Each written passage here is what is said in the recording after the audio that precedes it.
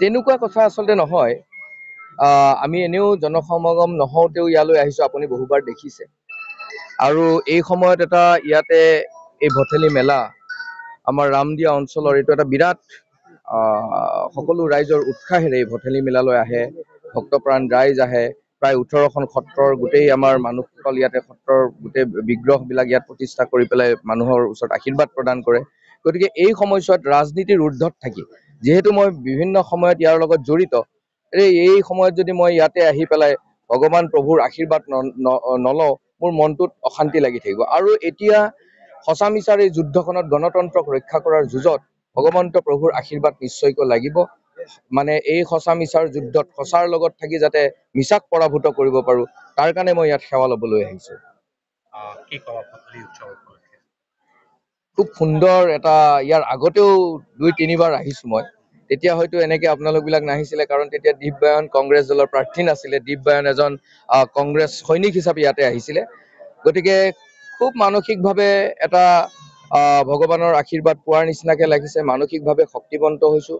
আৰু ইয়াৰে ৰাইজৰ যি ধৰণে উৎসাহ দেখিছোঁ, আশীৰ্বাদ প্ৰদান কৰা দেখিছোঁ, গতিকে ভাল লাগিছে। আৰু এই উৎসৱটোৰ আৰু যাতে উত্তৰোত্তৰ হয়, আৰু এই মানে আমাৰ এই কথাবিলাক যাতে ৰাইজৰ আমাৰ এই ৰামদিয়াৰ কথাবিলাক ভৱিষ্যতৰ দিনত আৰু বেছি বিশ্বৰ দৰবাৰত, ভাৰতবৰ্ষৰ দৰবাৰত যাতে আমি লৈ যাব পাৰোঁ, তাৰ কাৰণে যাতে কাম কৰিব পাৰোঁ, প্ৰভুৰ ওচৰত সেৱা লৈছোঁ, যাতে প্ৰভুৱে শক্তিবন্ত কৰে।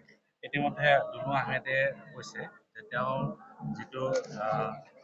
যেতিয়া নমিনেশ্যন দিব গৈছিল, তেতিয়া 15 লাখ মানে সেই হেৰিটো ছ'চিয়েল মিডিয়াত মানে ভাইৰেল কৰাৰ পিছত প্ৰায় 15 লাখ মানুহে তাত লাইক কৰিছে।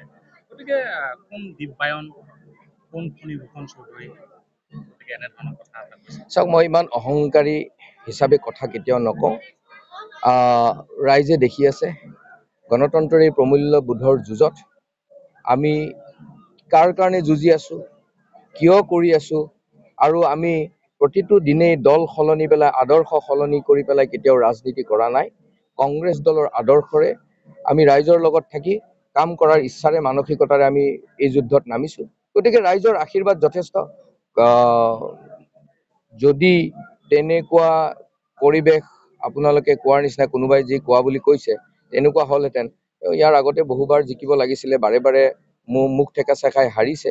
গতিকে এইবাৰ আকৌ ইণ্ডিপেণ্ডেণ্ট হৈ পেলাই নিৰ্বাচনত অৱতীৰ্ণ হৈছে।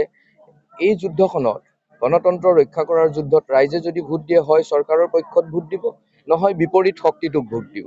এতিয়া বিপৰীত শক্তি বুলি ক'লে ভাৰতবৰ্ষত কোনটো দল বিপৰীত শক্তিৰ স্থিতিত আছে? গতিকে এই ধৰণৰ কথাবিলাকে কাৰো আমাৰ ৰাইজৰ, এইবাৰ ৰাইজে সিদ্ধান্ত লৈছে যে বিবেকেৰে নহয়, এই আৱেগেৰে নহয়, এইবাৰ বিবেকেৰে ভোট দিব। গতিকে এই আৱেগ আৰু বিবেকৰ খেলত এনেকুৱা ধৰণৰ কথাবিলাকে কিমান স্থান পাব, সেইটো ৰাইজে সিদ্ধান্ত ল'ব।